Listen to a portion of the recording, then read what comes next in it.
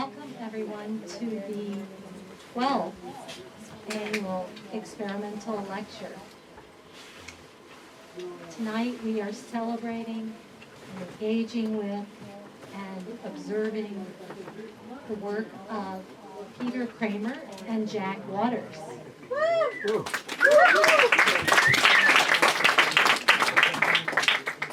The name of their spectacle is Under Our Skin, an Exquisite Copse, and they are supported and assisted by DJ Econ.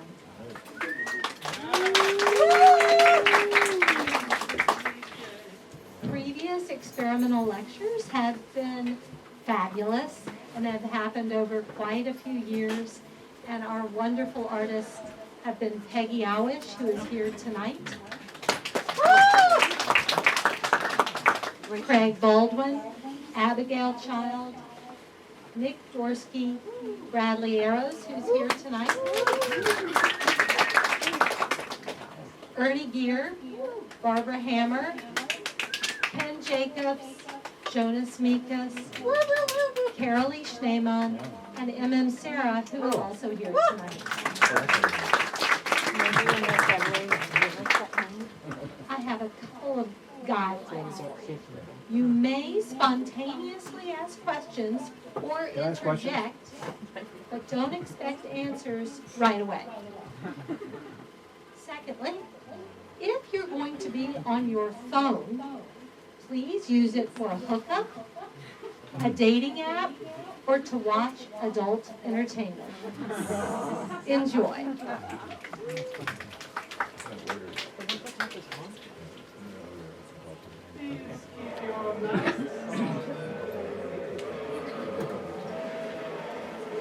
Please keep your masks on till instructed to do otherwise. Good evening and welcome. You are in a space of sanctity and calm. Clear your minds of any and all visuals that have polluted or distracted or excited.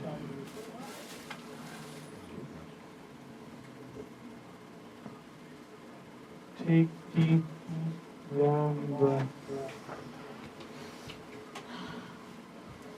Calm breath. In through the nose and slowly out through the nose. In through the nose and out of the mouth. In through the nose and out of the mouth. Let your mind be calm. Enjoy the cinema that is presented to you in your state of darkness.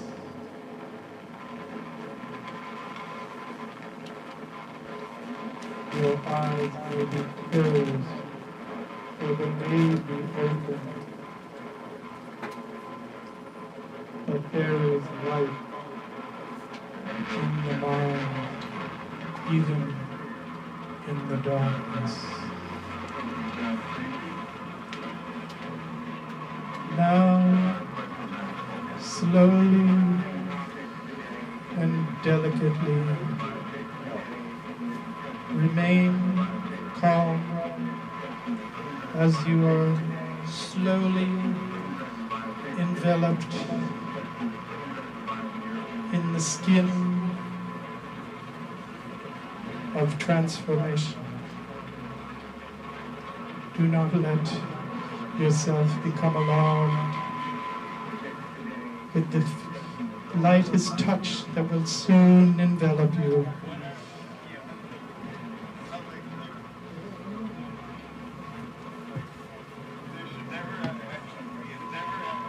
Let it feel like a cool breeze, a cool aspect.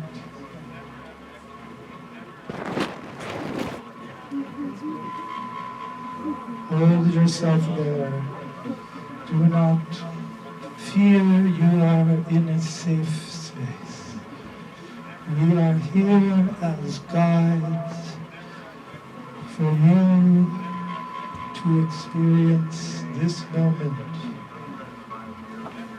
Here, this moment now.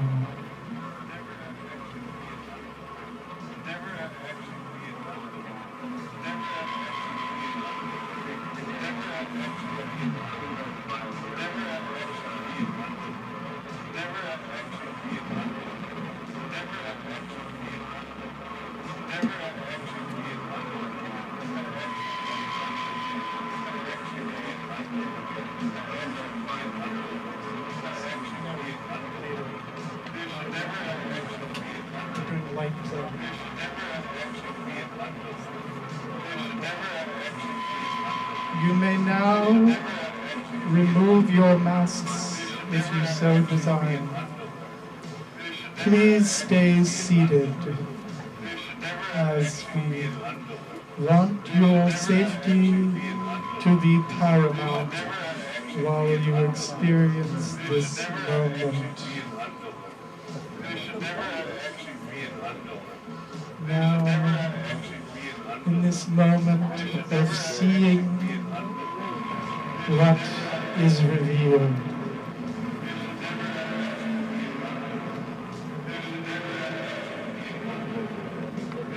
the envelopment of skin, the area between vision, existence,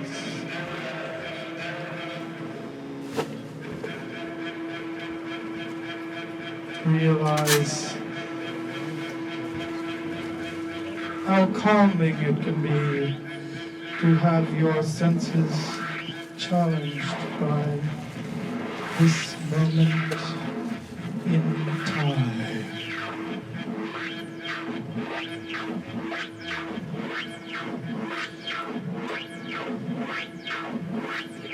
Remember to breathe.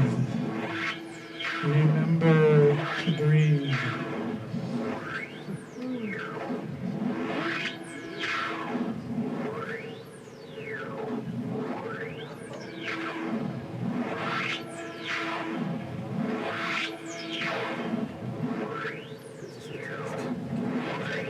Breathe. Feel the flow of time and space, light and darkness.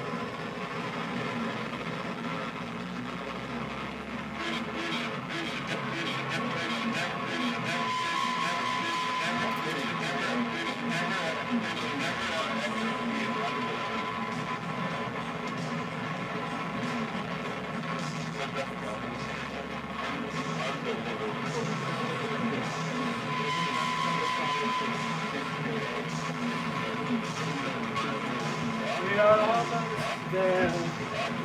You have almost had your moment, this moment of transformation will soon become but a memory. Just a memory. Did it happen? What is the magic? What is the mirror? What is the aura? What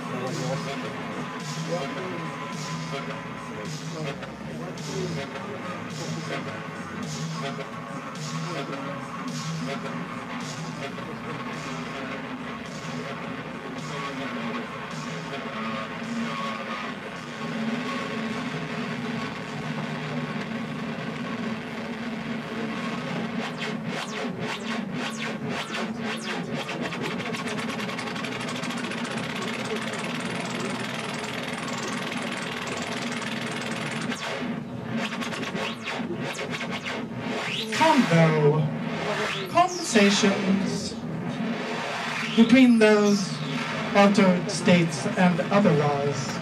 What could they be? Hello. Imagine. Imagine. Hello. Hello. What indeed? Though the light may be bright, it does act as a guide. If you must shield your eyes, that is what the mask is for. If there is something that you wish to hide, that's what the mask is for. In other words, there will be no If- trigger warnings. There will be Just close no your eyes, trigger plug your warnings. ears, and shut your mouth. No. Just kidding. Just kidding. It's a safe space. A space of reflection and calm. Reflection and calm. Reflection and calm. Calm. Calm.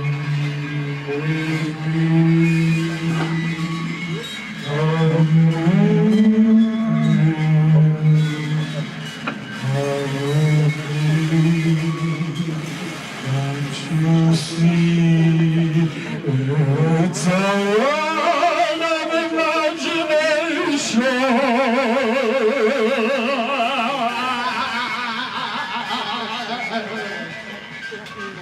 That may be more nightmare than dream.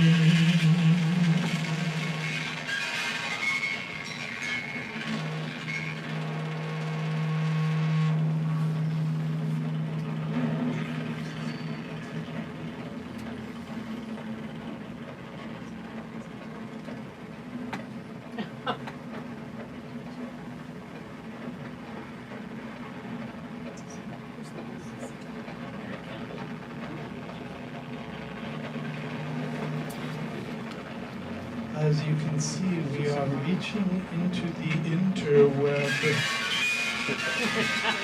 to bring in people from near and far.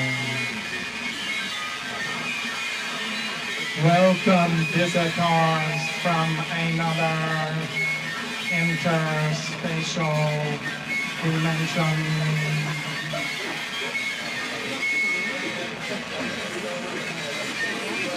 We are here to simply with you, by you, and for you. What can I share now? Years and years and years. Recording.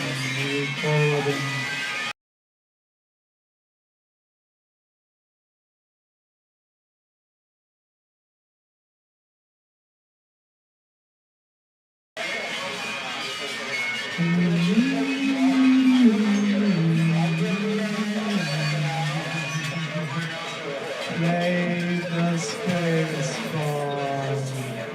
The space bar should lead you to the beginning. The beginning. The beginning.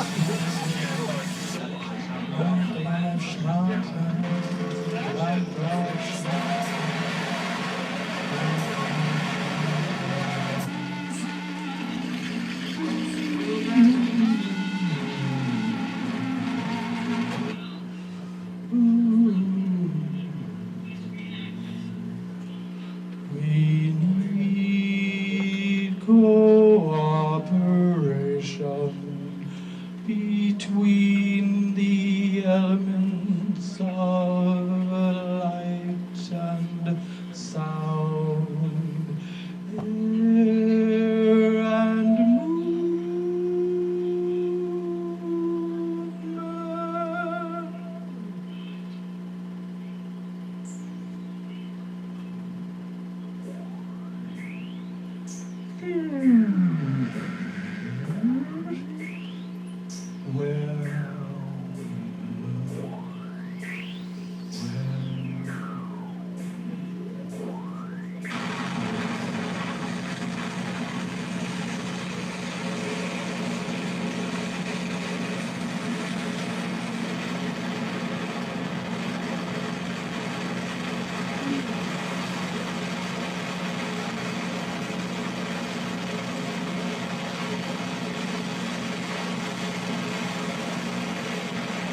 under the raging sea,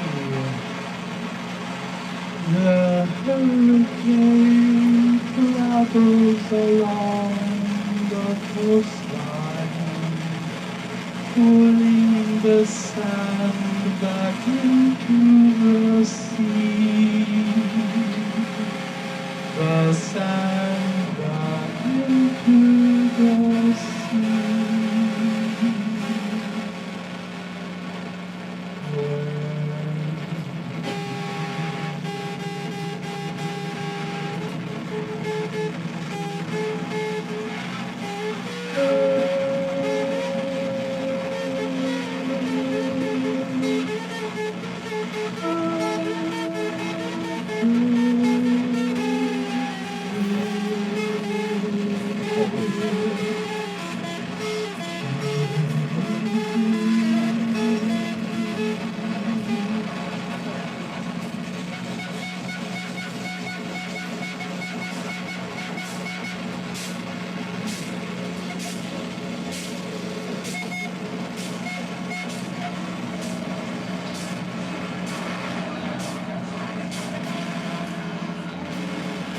This installation was created for the November 2000 Mix Festival at Anthology Film Archive.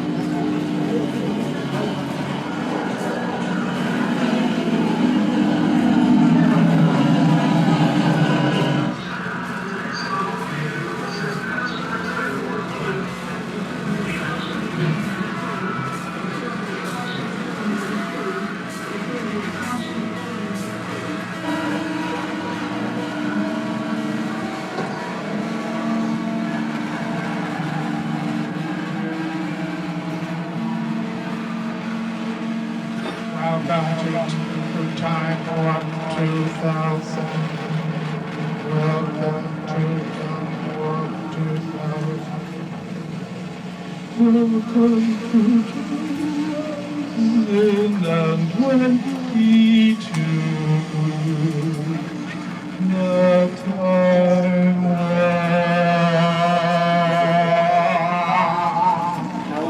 of relativity.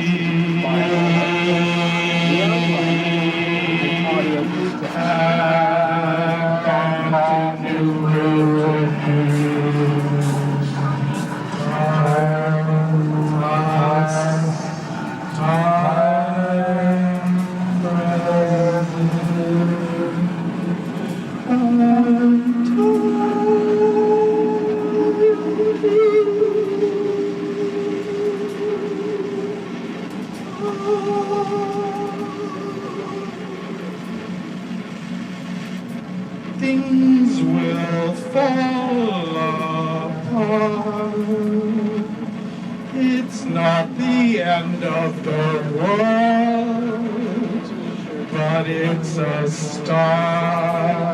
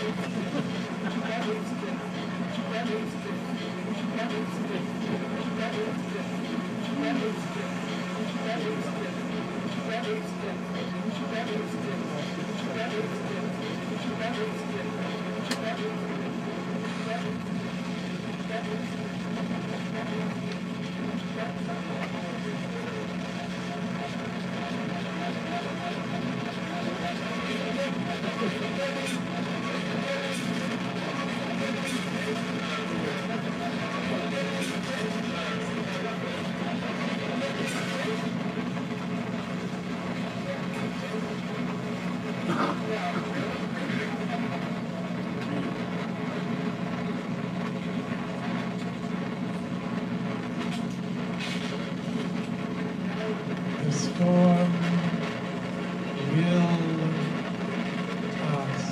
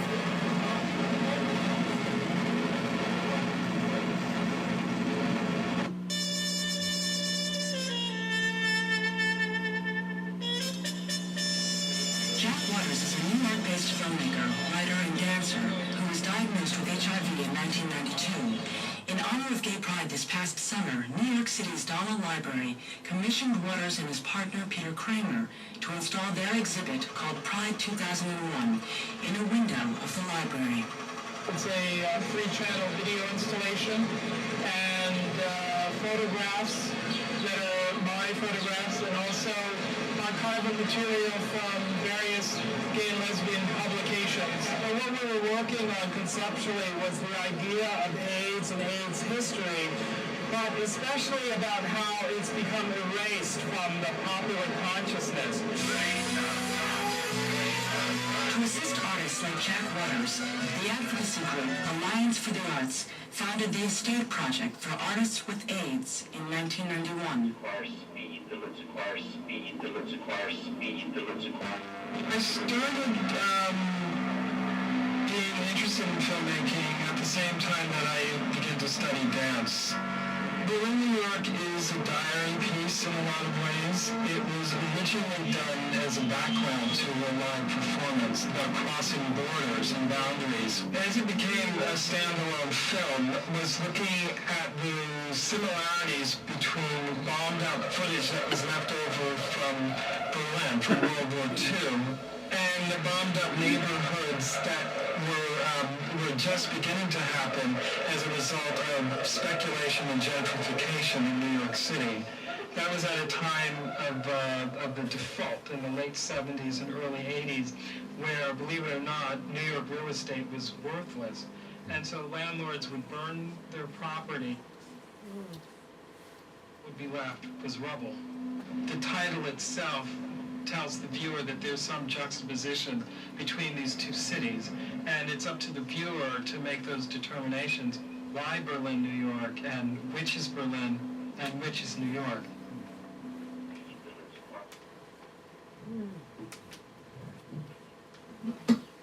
And which is neither.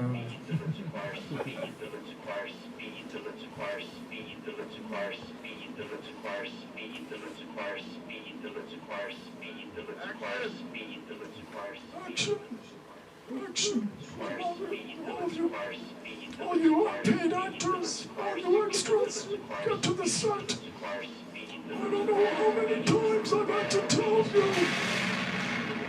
I'm not here to perform for you. I told you. I'm just here to drink, do drugs, and to have a good time. I don't really care that you're here or not. I'm having the time of my life. So what that I live in a hovel on the Lower East Side?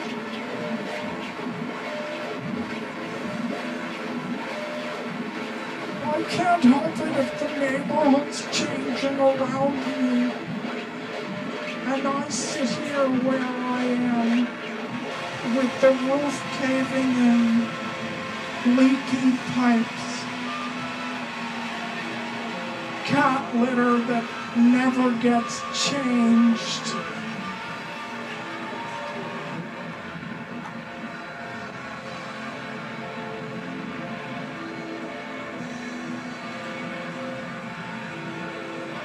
Don't blame me that I don't have all of those Hollywood patrons giving me money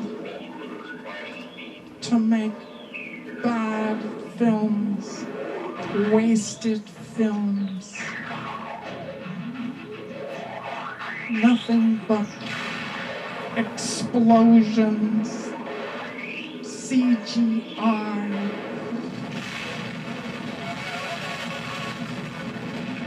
And overrated actors.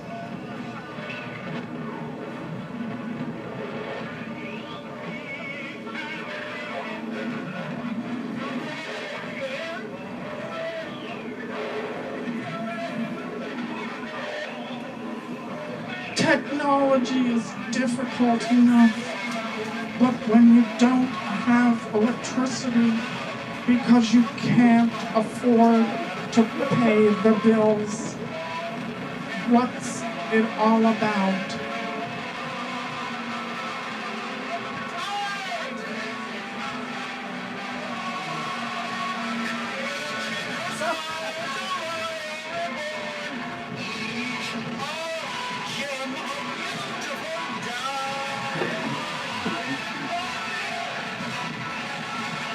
A moment of silence, please, for our dear son, our dear Stephen. Where would we be without him? Where? Well, maybe we'd be on Broadway instead. No wrongs, no rights, no rights. Except right. That's right. That's right. That's right. That's right. That's right.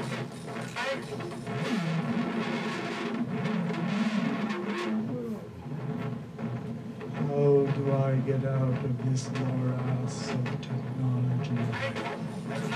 I suppose I could just turn it on. I'm sorry, but that tie is absolutely fine. Would that serve the purpose? You're using one? One, I'm gonna see. Would that serve as a further distraction? She cannot unknot my knot. Another ploy. Yes, you can do it again, bitch. Come on. Very important that we continue to experiment. All right, down to your ankles. I'm gonna watch this. Down to the ankles. Experimental looks. It's a cloud. Experimental looks. Experimental films. Where are they now? What is the state of experimentation in a world of homogenation?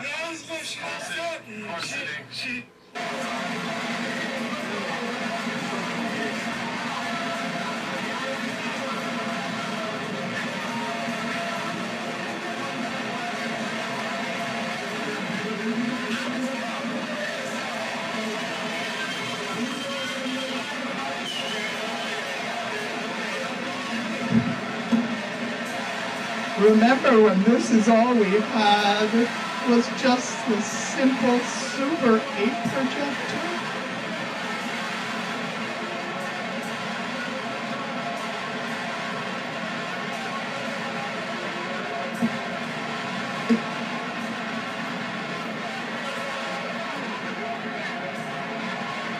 Did I hear a voice in the wilderness, or was that my imagination?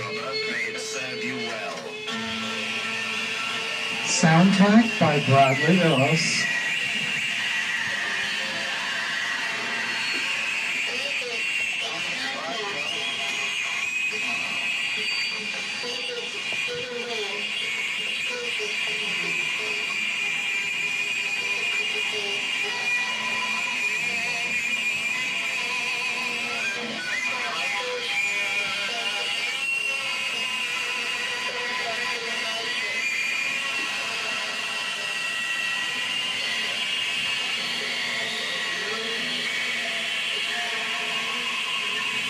Amazing. It works.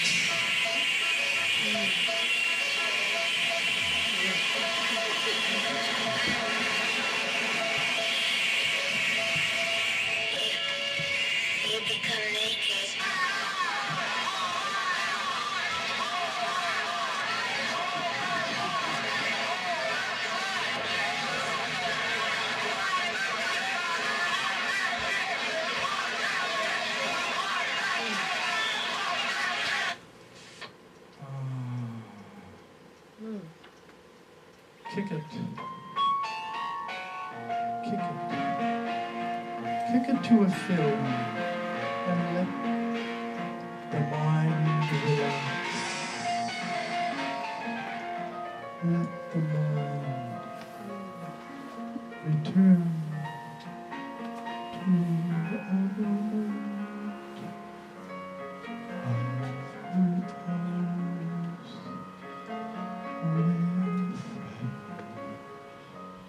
That distracting crowd. Let us imagine a time, a long time ago.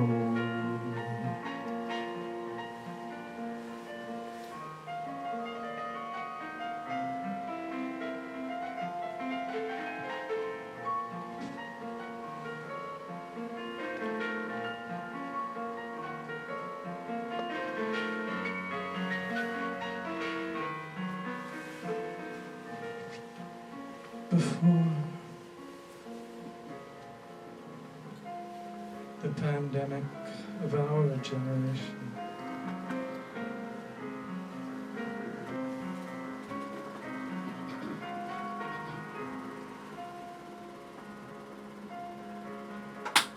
those lives lost to AIDS.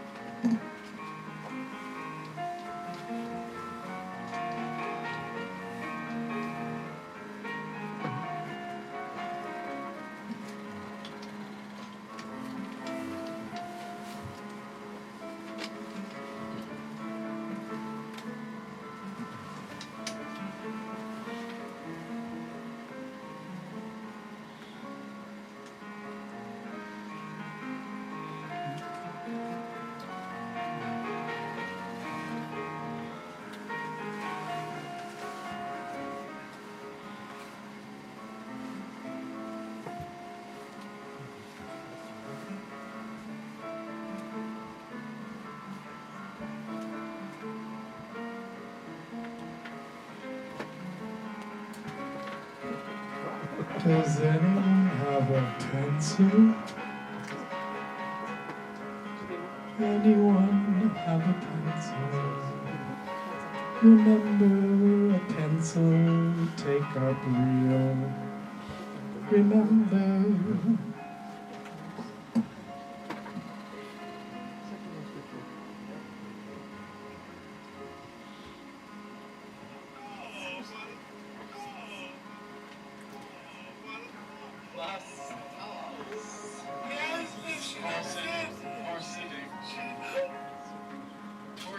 Tucking and more sitting, tucking and more sitting, tucking and more sitting, tucking and more sitting, tuck, more sitting, tucking, more sitting, tucking, more sitting, tucking and more sitting, tucking and more sitting, tucking and more sitting, tucking and more sitting, tucking. She thinks she's Jackie O. More sitting, tucking.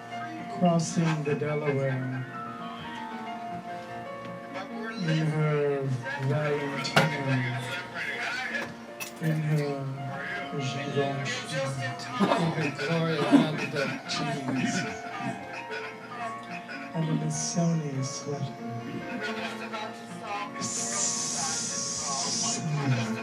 I think they have a different vision of Jackie O crossing the Delaware now. Yes. In the limousine. In a limousine, right, in a tunnel. With his head exploding. Back to the bridge and That's so tunnel. real. Too Back real. to the bridge and tunnel. Can't you just wait for the new bridge and tunnel?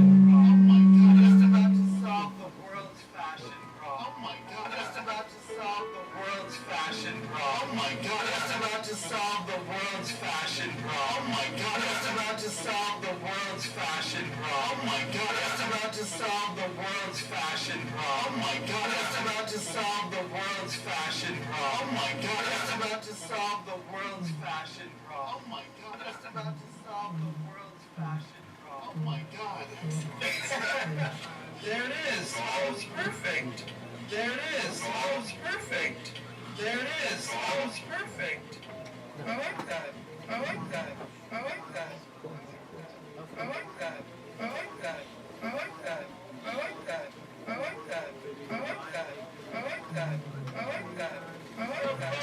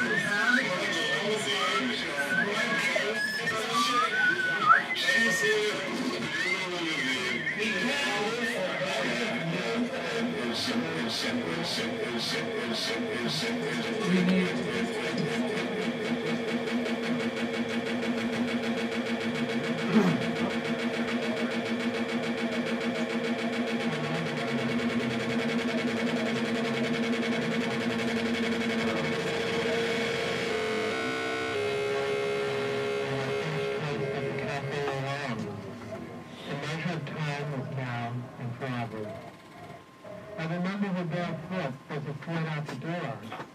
Where was she off in such a hurry? Would I be late for breakfast? burn, sweet burn. Your nectar, your flower, more than the bees are after. See what I mean? You're ruthless. I like that. But I also like the awkward ones with wet necks and gladiator thighs. Like Russell on the West Side Highway. She's off again, wearing my socks. My feet are damp in my leathers. Not to be able to light your own cigarette. Russell with the hard nipples wouldn't. A pool glistened in the concave beneath his pecs and midriff. Hold your breath. Rivers running. My posture braced like a cat. The highway mucked. She was somewhere on the other side. You promised to take care of me, she screamed. My Percodan won't have her. I elevate east and land on St. Mark's Place, Heaven Sunset. I'm almost free, and there she is again. Take me home, she demands. But where will you take me, I say. I'm off and you've been gone, and now you are telling me where to take you. Take yourself back. You can't transcend the sunset air. You can't transcend my Percodan and wisdom.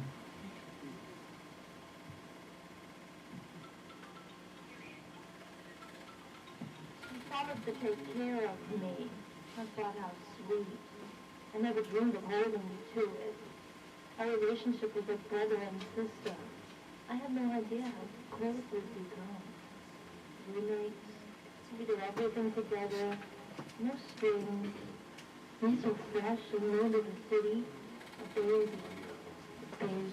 Nobody told me it would be like this. The agency drove me so hard. They said I'm difficult. Not really. All along was a little respect. R-E-S-P-E-C-T, remember? We go out and talk about how weird people are in this town, how kinky, but we were different, respectable, twins. All day I'd go on this interview, that photo shoot. I thought it all would be fun, glamorous, exciting, the city. All I wanted was to be admired. I had to look. I'd come home and you'd be there and we'd talk, go to a movie, hang out. I loved you. I loved you. Like a brother. A big brother. So what happened? I never stopped you from doing what you wanted to do. I wanted to do it with you. I'm young, inexperienced. They say I'm crazy. Not really. I just have high standards. It's a tough town, a rough business to be in. I can carry my own weight. Can I borrow your socks? There's something about being out there by the river on the pier that gives me such a feeling of abandon. You're so vain. Daddy says, if I come home, everything will be okay. He said when we went out to the garage for the first time, it was so exciting. I wasn't that scared. It was so much more interesting than studio. And those models and fashion people make me think. That movie we saw, Grow Up, it was so real to me, sorta. The Cinema 80 St. Mark's was where we went to see the VIPs. It was like being on the Coney Island hellhole with Richard Burton and Liz Taylor as the ride. The divine horses, and we, the Wudon gods. Climb aboard, Liz and Dick, for the thrill of our lives. There's something so transcendent about watching a cinemascope projected through a normal lens. It squeezes up the frame so that everybody looks like a pinhead, especially in that white fur turban she wore in the whole movie. No costume budget. The salaries were so outrageous they could barely afford to change locations. The whole movie was shot in the JFK Airport Lounge. That's scary. That weenie little poof is French actor, what's his name? You know, he was in Gigi. Louis Jourdan. It was so unconvincing as Liz's would-be lover. What an Amazon she is. I so identified. Whenever Dick would make a drunken entrance, you'd hear the music swell as Frankenstein was coming, the build-up. You knew he wasn't acting, because you were reading all about their ups and downs, relationships and photoplay. His drinking, her drinking. It was so Of course we were never lovers. Of course not. How could we? But still, a commitment is a commitment. I want to take off my clothes. There's no one looking. The summer air feels so good on my naked body. I'm not being dramatic. If you take that stuff for too long, you'll get addicted. Your dimple work was finished a week ago. Couldn't possibly be in as much pain as I am. I hate being alone. I'm not used to it. I need more friends. I haven't had enough time. Be with me a little longer, please. I promise I won't drag you down. I'm delicate. I'm a model. Perkadan. I love my life today. The measure of time is now, forever. Would I be late for breakfast? I elevate Easton Land on St. Mark's Place. Silver blue chiffon airs. It's then I remember her barefoot as she fled out the door. Where was she off in such a hurry?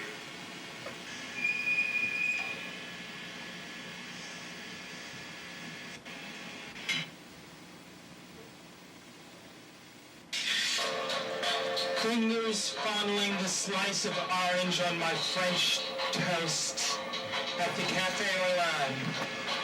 Love's longing.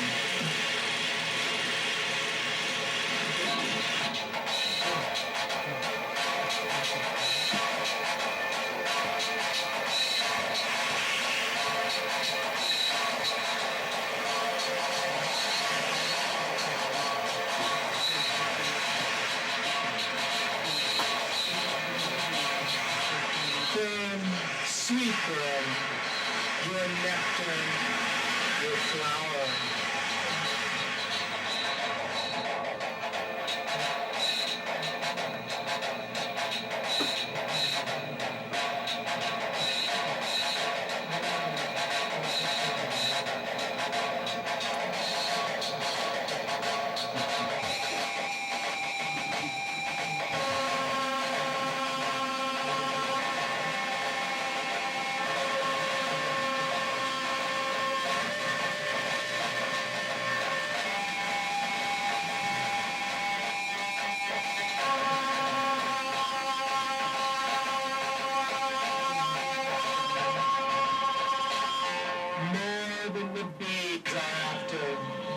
See what I mean? You're so ruthless. I like that. But I also like the awkward ones with wet necks and gladiator thighs like Russell on the West Side Highway.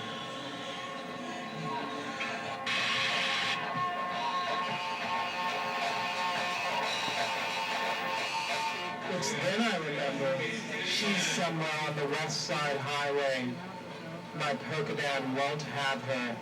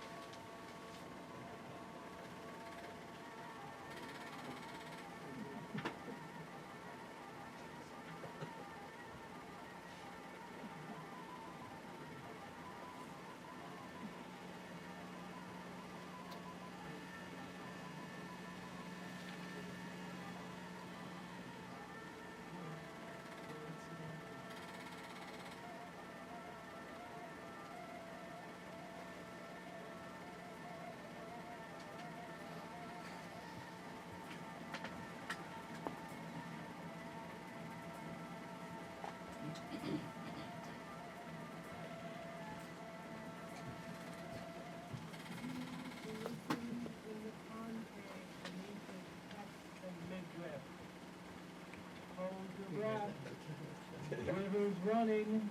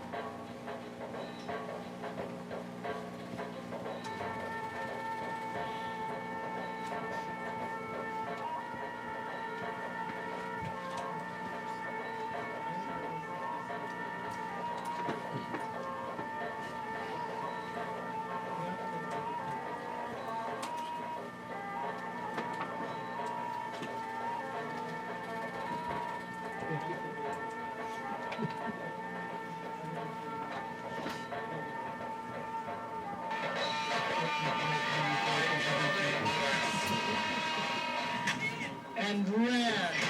My posture raced like a cat. The highway bucked. She's off again. Where are my socks?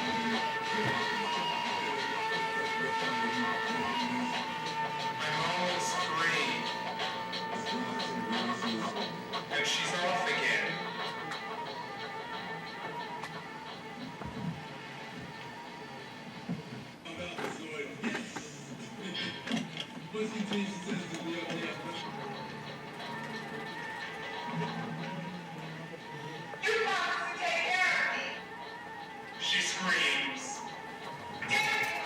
She demands. But where will you take me? I respond. I'm off, and you've been gone. You can't transcend the moment's air. You can't fool my Percodan wisdom.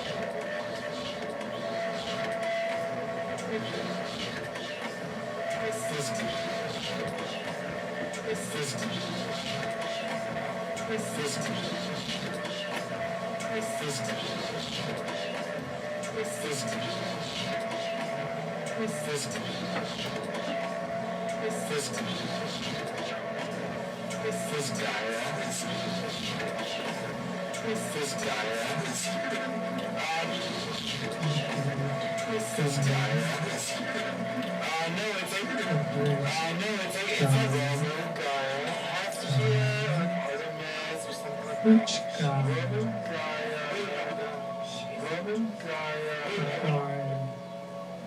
The witch. Like, hey, honey, honey, honey.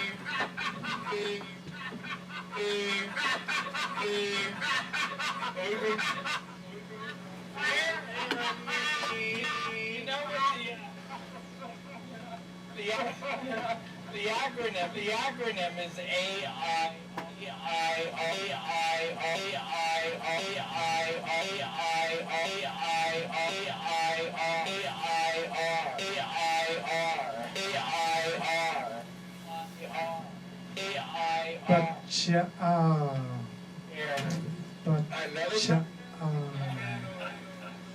You butch.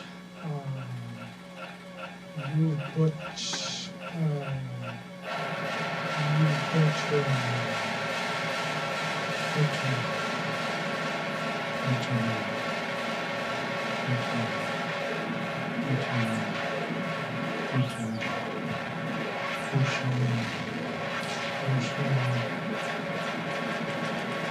We're on the move again, on the moving again. The movings, the comings and goings. The comings and goings. Accumulation of image. Accumulation.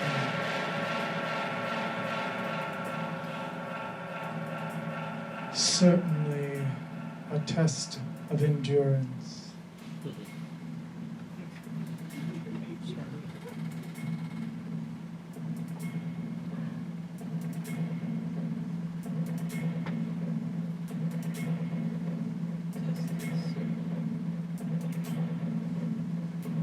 Feel free at any time to put those eye masks back on in case the overstimulation is one that is causing you discomfort or boredom or ennui. Yes, so we've seen it all before, over and over. The experimentation just doesn't quit.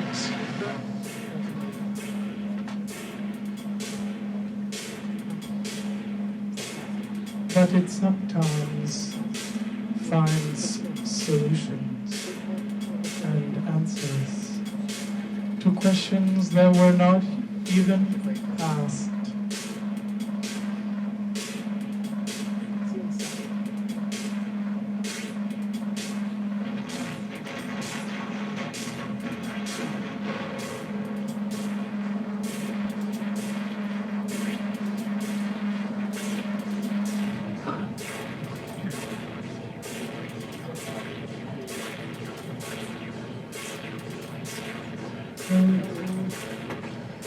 Engage. Be careful. The way is hazardous.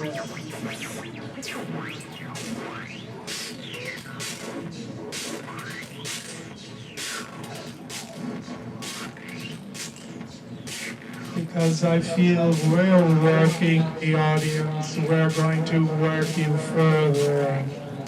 Further and further and further and farther, farther and farther,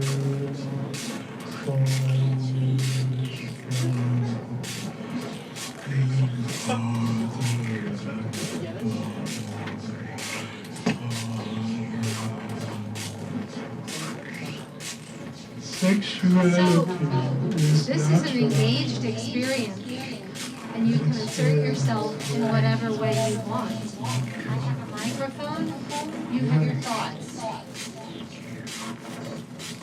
Well, how do you feel about brunch that we're talking about? About brunch? Yes.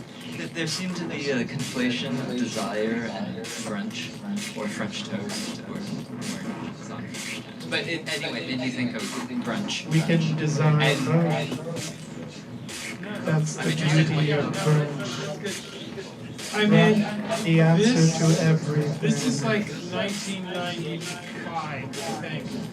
And so at that point, like the idea of brunch, you know, this at this point, like there were restaurants, like a choice of restaurants. And Orlan, which Serra's talking about, this is Ferdinand and Wisdom, which is based on a poem that Serra has been visualized. And so, like, we came into the East Village in 1983. So there's a good 10 years from where Live Cafe was the only game in town. You know, there's Live Cafe, or there's Moisha. What is it, Moisha's? Moisha's bread shop. Yeah. Send a salami to your son in the army. Katz's. Katz's. So then, like brunch, like the sort of like, oh, it's brunch thing was like in, like, I guess it's year 10 as a thing. So, yeah, I mean, I feel like the idea of, like, my feeling about sex, or what I would like to feel about sex, is that, like, other human needs, there is an aspect like eating, you know, it's like food, you feed the engine, you know, it's like you have to have food to live. Sex, I guess you need it, but it's not like that kind of life. It's not like if you don't have sex, you're not necessarily going to die as quickly as you would of starvation. No, I know what you're saying. I know where you're going. I know where you're from. I don't know what planet you're Desire. from. Well, we're talking about desire, and the dissatisfaction of desire, of course, is life or death. I mean, you know, populations are like, you know, have been destroyed. People, you know, but I kind of like this idea of understanding things through simplifying them.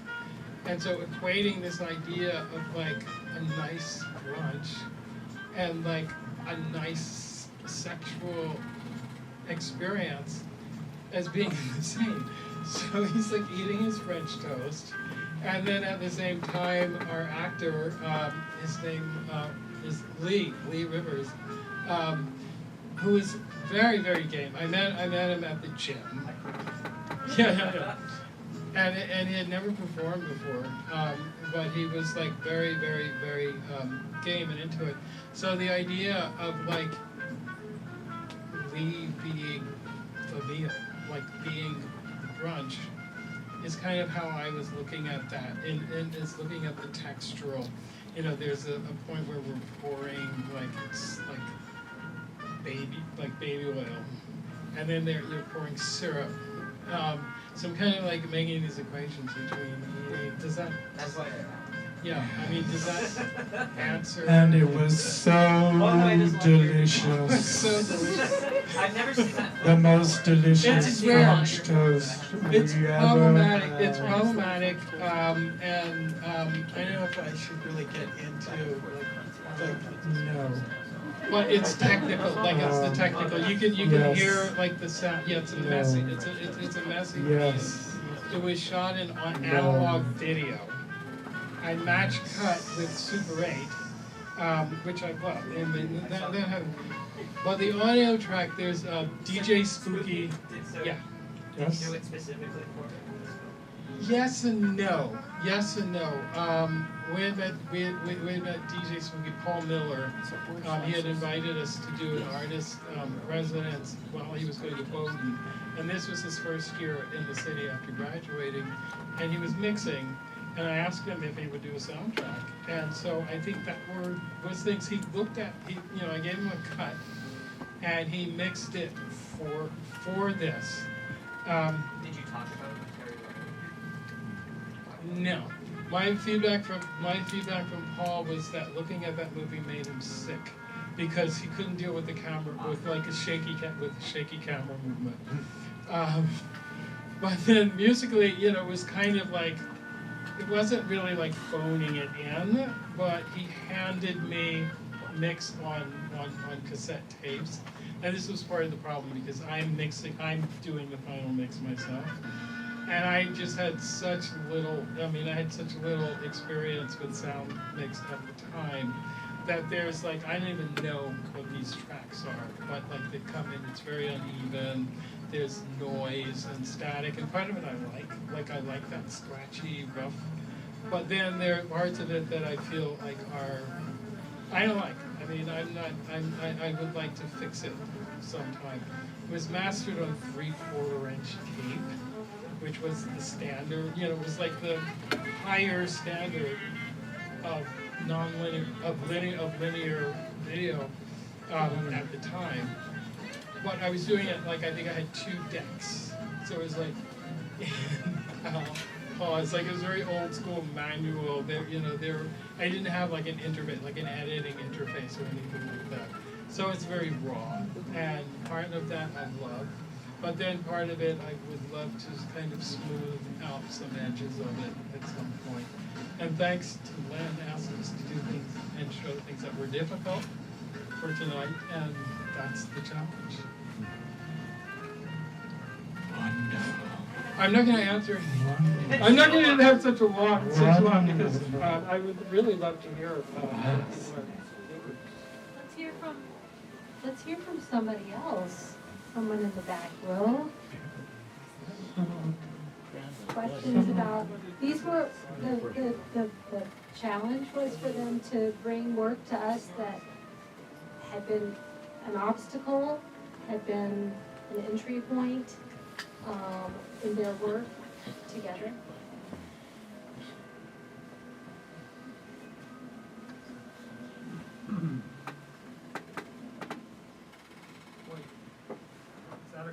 No, I'm just asking.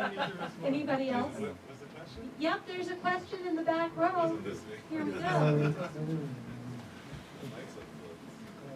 They're really looking for answers. No, it just seems like now all the trouble children, sleep together here. It's like all the unfinished, all the pieces that you had trouble with now live beautifully together in my mind.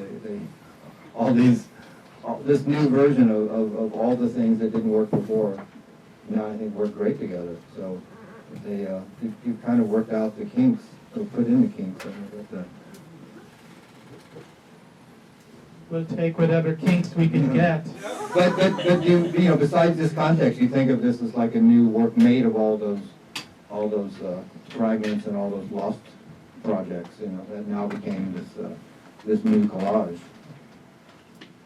Yeah, we're constantly like working and reworking. We're cannibalizing like our material, and it never, yeah, we don't really. I mean, we're largely inspired by you, Bradley. I mean, you were like really are very, very early and extremely influential primary and primal introduction to cinema and moving image and what you could do, and especially the idea that you didn't have to stick to any medium. That like your performance and your moving image and your medium are interconnected. You know, the things that you were doing as erotic psyche and the way that you would reshoot from the screen and then manipulate and do your effects. So being in a room like this, where Econ is really embellishing like the sound and oral experience, makes this whole idea of like just being in a room, I think, expands, I hope, the notion of expanded cinema. And so yeah, these are new works, and they're unique because no one's ever going to see things like this in this way ever.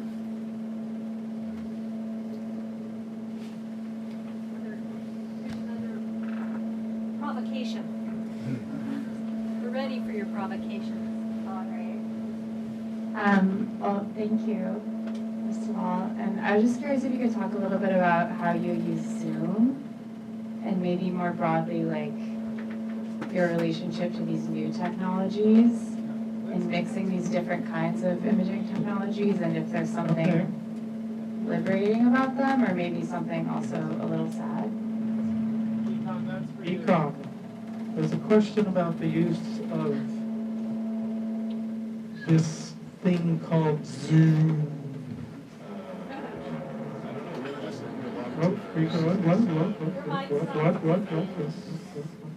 What?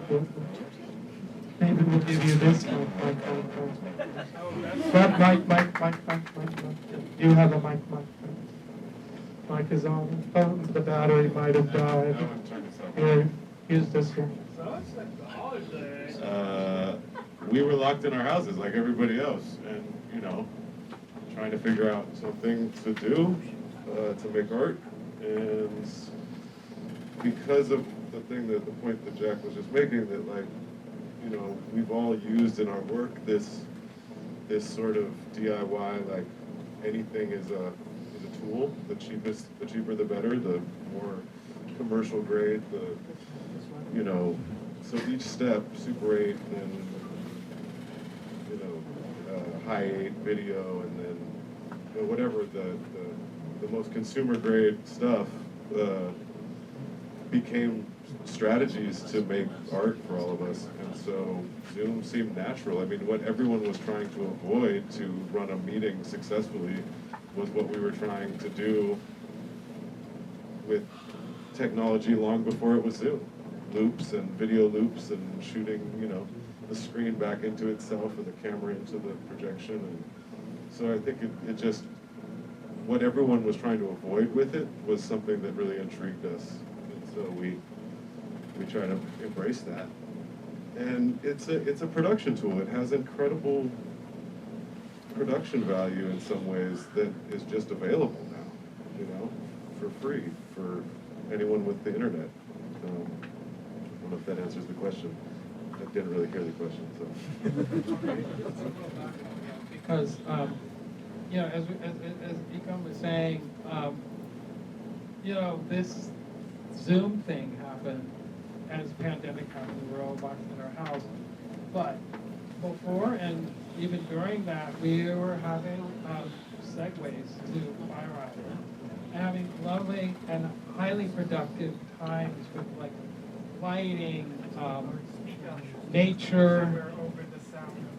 The only projector Can you hear me? that's analog. Okay, so we're going to Fire Island and experiencing like the moon and sunset and the ocean, but we're also taking lighting and cameras and equipment and bodies and the wind. Like this parachute silk that we did was like one of the things I think we've been showing in some of the clips. But while we were there, we also had these very lively discussions, conversations, and I started to realize that like Peter has this mode of speaking, Econ has this mode of speaking where they have these like hilarious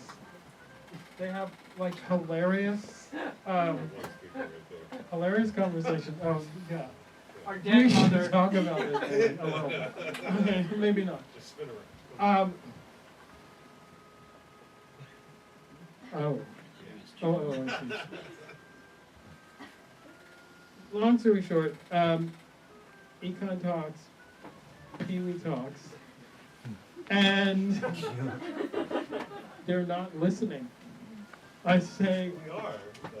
We are listening to each other and then riffing, but it definitely seems like we're not listening, I think. it's a joke. I mean, it's my joke. I hear you, but I'm not listening, which I think is also a paradigm for the world. Yeah. That, where like everyone wants to say something, but no one's really like. Especially not on Zoom. Yeah. Like, the meeting's not really happening. Yeah. Everyone's just trying to fix the audio. So we thought, well, what if we did that as Zoom, in a Zoom medium? And so that is the series that I call "I'm Not Listening." And then that footage is in here too. Yeah. Because, cannibalizing our own stuff as sample, as loop. Fine young cannibals that we are. Yeah. Do you remember the question? No. What's the question? It's nice under here. I know, it's a little warm. It is a little.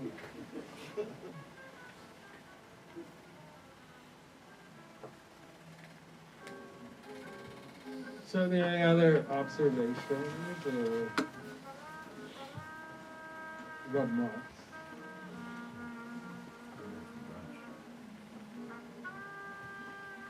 I mean, I'm guessing that these are not unique experiences to us. That like the idea of this cacophonous life experience is something that's part of our world.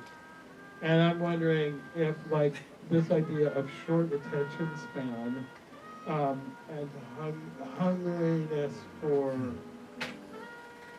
stimulation is anything that this kind of delivery in any way addresses. Yes. The layer, layers as, we had a sample for layer. The layers of slayers, Slayers. the auto players. We have another Surface, question Muni on here. the boundaries? Was it Muni on the boundaries? Muni on the boundaries. Yeah. I have a question for both of you. So this work is really originated up on the Lower East Side in what we call the East Village, or way back Sand in the when clouds. we That's called what Alphabet City. And here we are, like personal to me. here we are in this, 'Cause there was a in send in- NYU. There was like a send in the I'm gonna wait till clouds. this. Why? Go away. This is, Wait, go ahead. yeah, this is what we do. I hear you. Okay, you hear me. I want to not talk listening. about bringing this work into this building. I mean, there's something great about Zoom, because Zoom isn't real estate, and then we're here in this institution that is so much about real This isn't the estate. East Village? Yeah, but this work, it was given birth in the Lower East Side, and you talked about some aspects of that dynamic, that liveliness, that freedom, is it with you? Is it still here? You talked, like, what is it to be here in this building that you are at? I think it's here, in this room at least. I don't know, I haven't explored the Is floor the very much, mic but the bathrooms are right across the hall, so it could be there too, probably. What about the bathroom?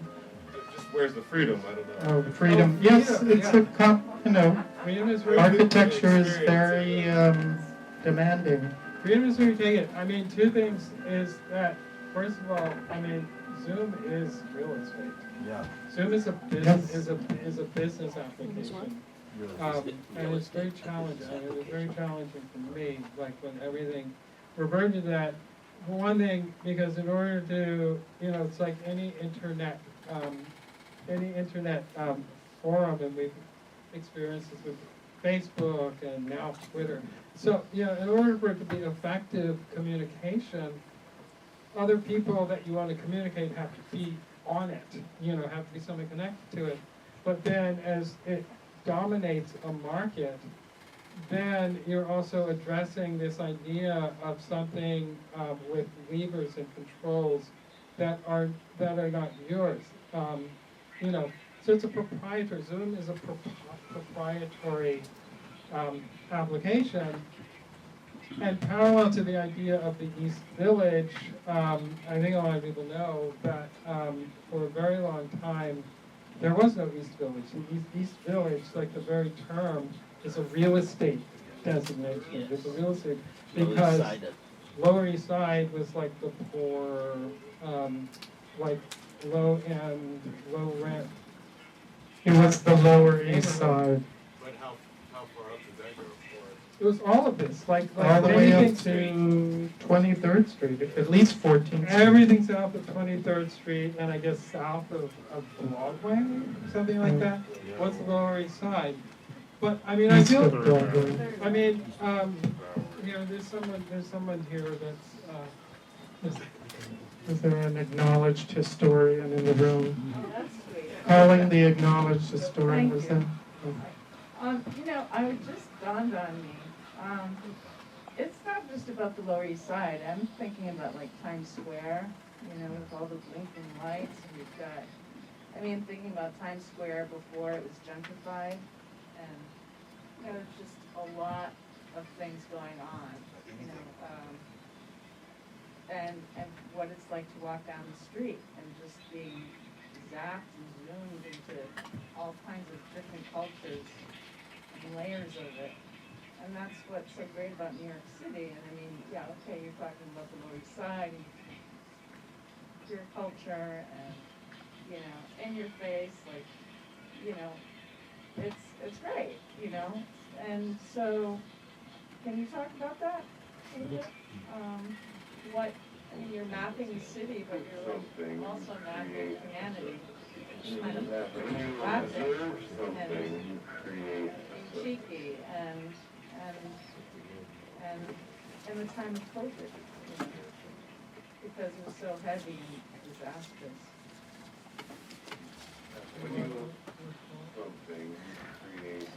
Well, COVID was a pause, a moment that actually made the city stop, which was quite a phenomenon. Building projects had to stop until they could figure out how to move forward. But it only took probably 6 months before they were back on the job and the whole churning of the city moves forward.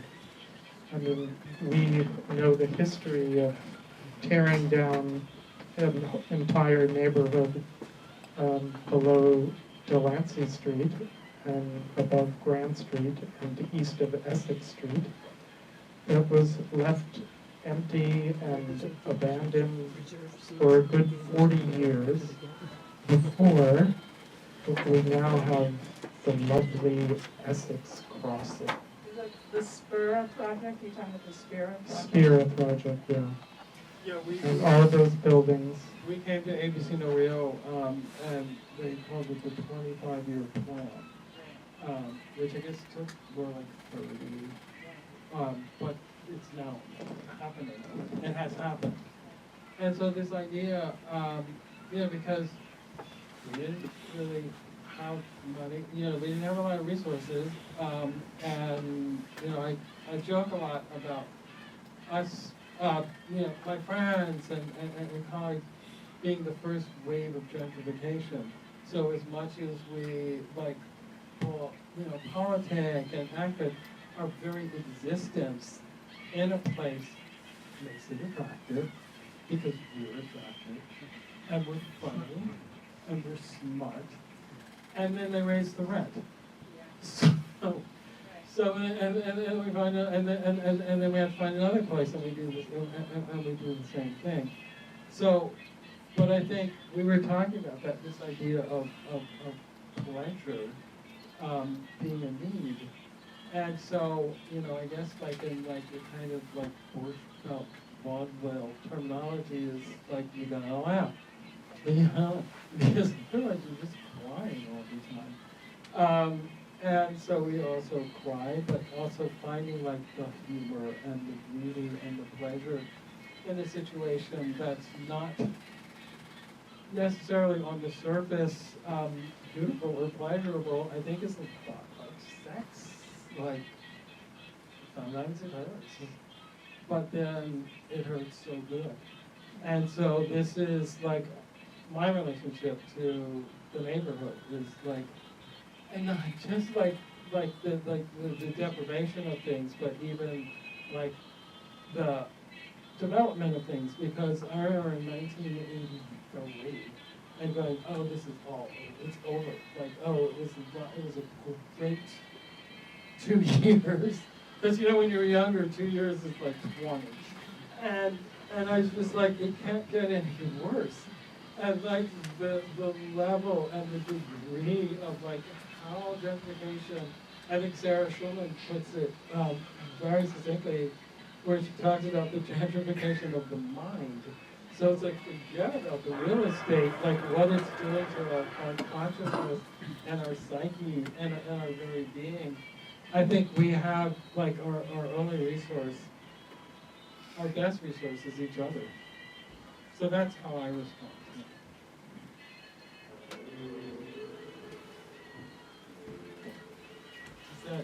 Is that it all of this? Also living through the AIDS crisis. Yeah. It's a miracle. Yeah. In a way. But we also worked, and people died in order for us to be here. And it's a lot, this idea of trauma, of how one addresses how one survives trauma. I think laughter and joy is one of those ways of doing it. I think anger and resistance is very much a part of it. And so this is something, I think I'm a hopeful person, and I feel that I have enough people around me so that when my optimism starts to flag, I have people who are able to regenerate that idea of continuing to fight. And continuing to live, and continuing to enjoy, so that kind of cycle of experience where death and deterioration and pain and disaster is also part of regeneration and nourishment and revival and survival. So I kind of think that's a lot of what we're, all we do cinematically is show these crusty old, broken movie things. They aren't really movies, but they actually are. And looking at the various technologies that come out, Econ was really good. I mean, you were really amazing with calling this alarm to this room when you said, we were going to be doing, just digital. I mean, you want to talk a little bit about that? Is the room?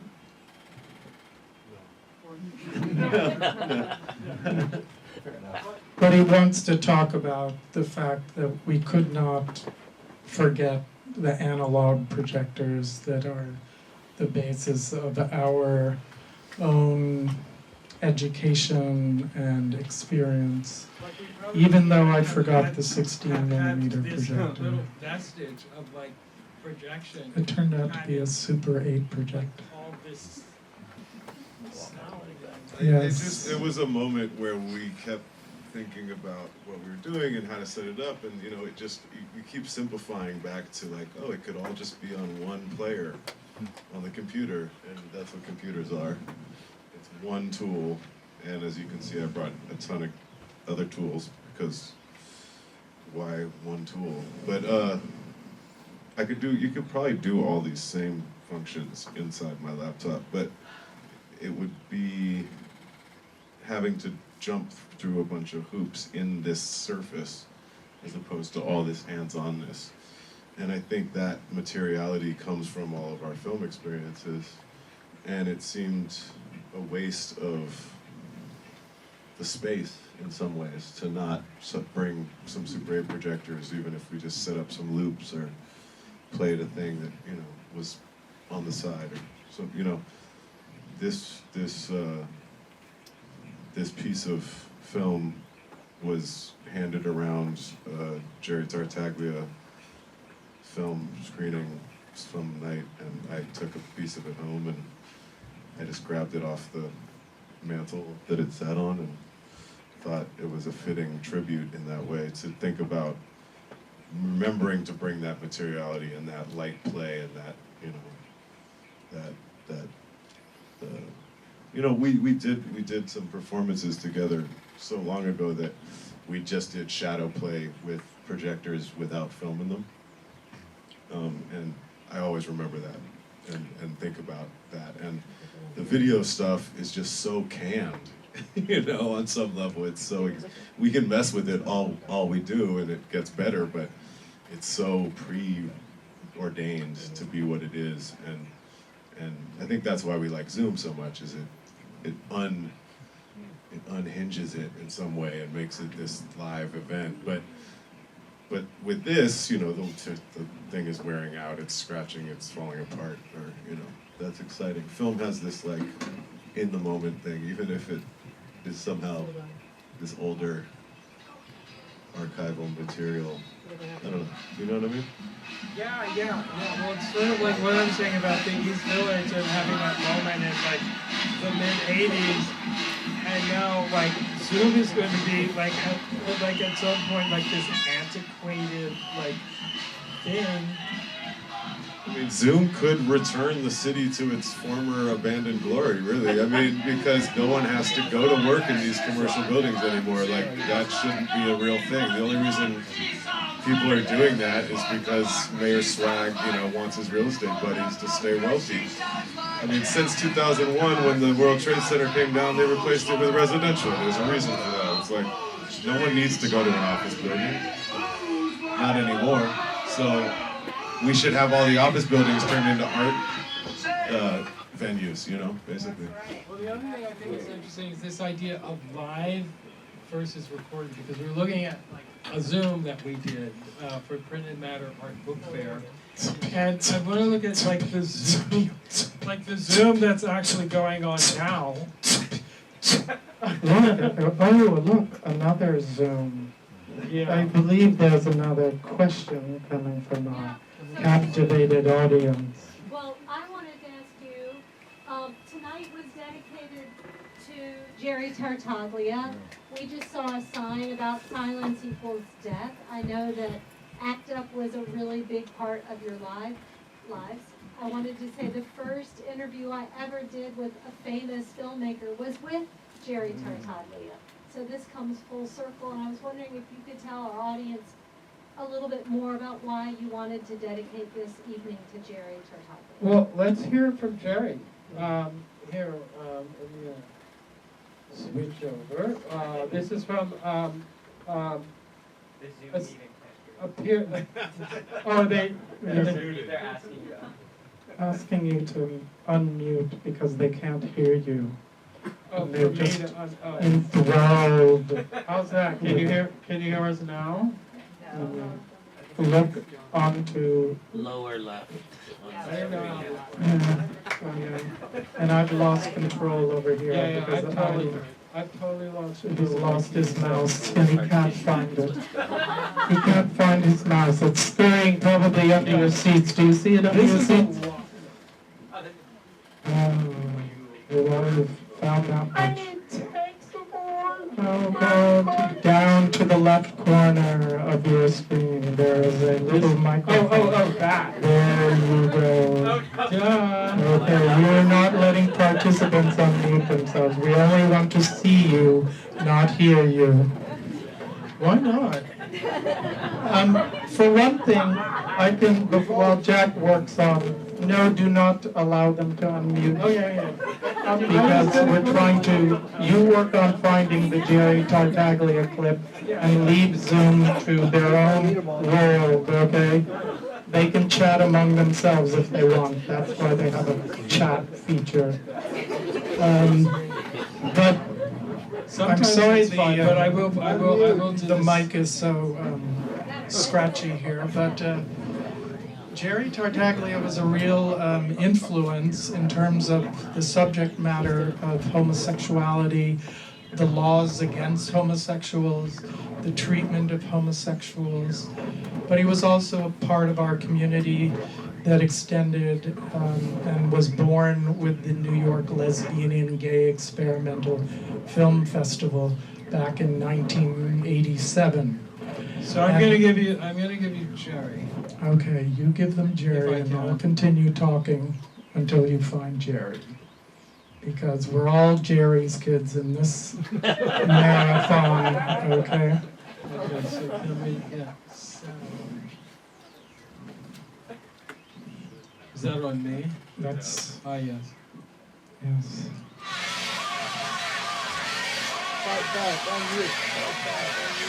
So this is Naked Eye Cinema TV, episode 12.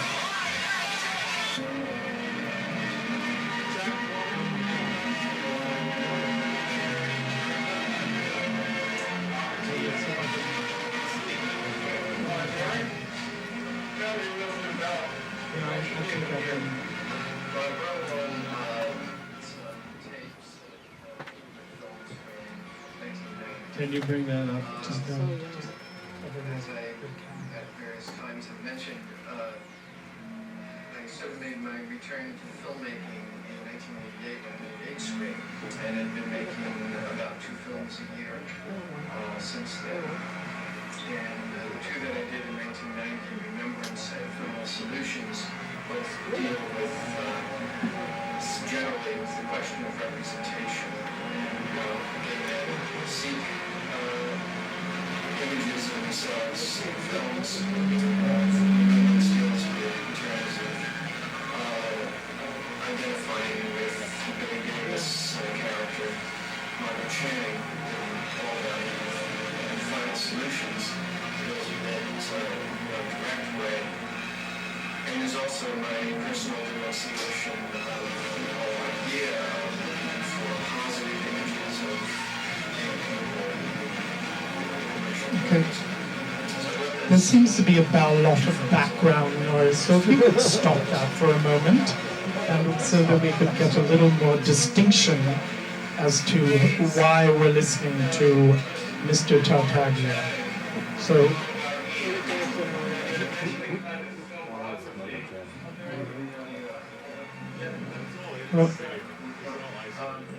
well, there's something else in the Zoom that seems to be. You have the Zoom overlaid, and if you might need to mute yourself.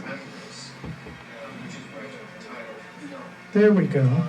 Maybe that's a little better, but I'm still hearing da da dee da da da da da da dee da dee da dee.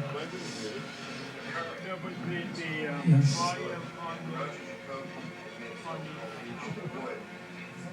Which dealt with Dean and a few other of his friends watching all that reciting the line story. So there's a third play that's mentioned in all that called Footsteps on the Ceiling, which is funny that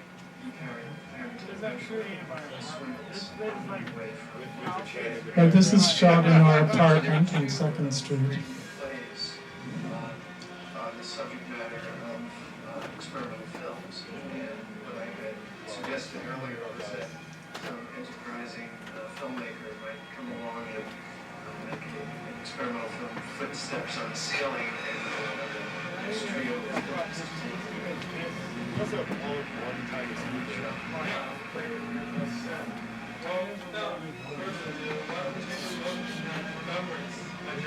And who is that young fella?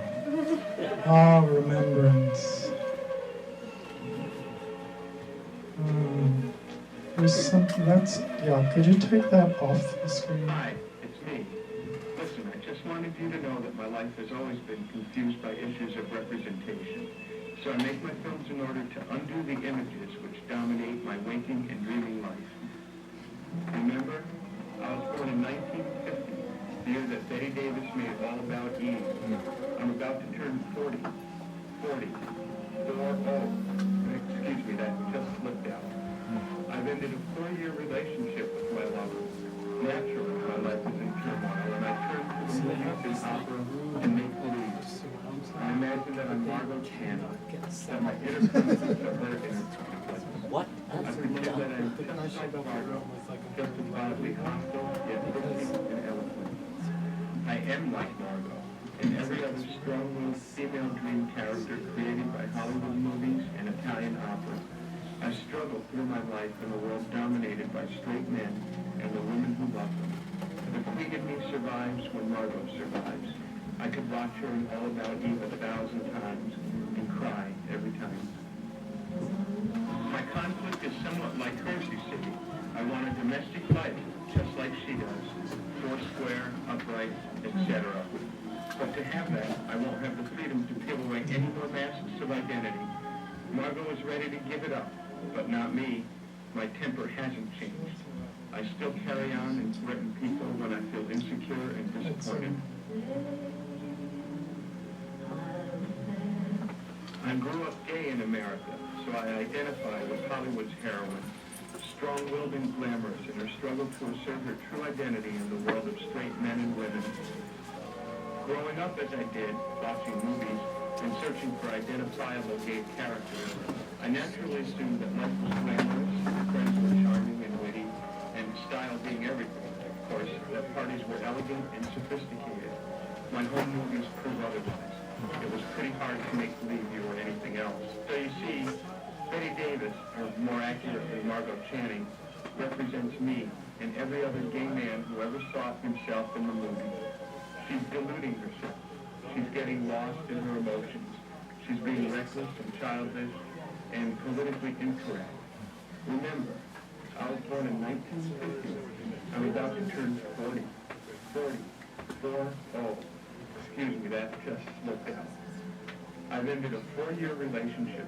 Naturally, my life is in turmoil, and I turn to the movies and opera.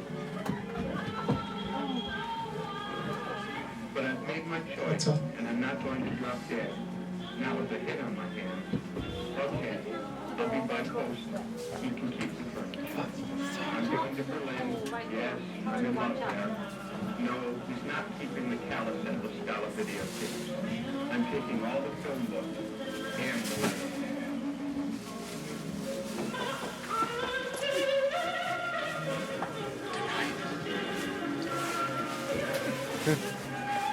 Let's speak to the technicians in the booth. Can the booth hear us? Can the booth hear us? Can the booth turn out the projector, please? Turn out the projector. Before I have to sing my next aria, I'd like to have the projector out. We don't know how to control it from our opinion, so please turn it out.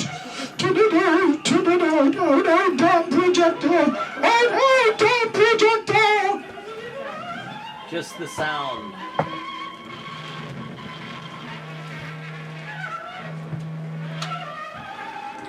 Now we'd like to leave you with the origin stories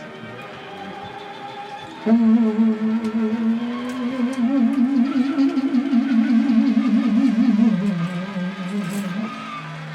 goddamn it's over. The goddamn it's over.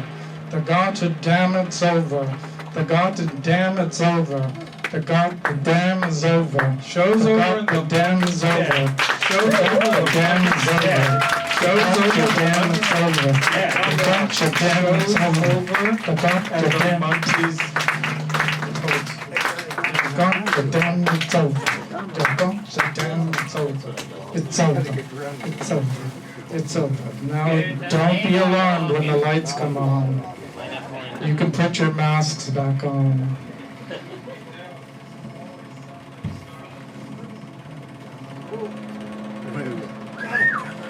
Thank you, Lynne Sachs.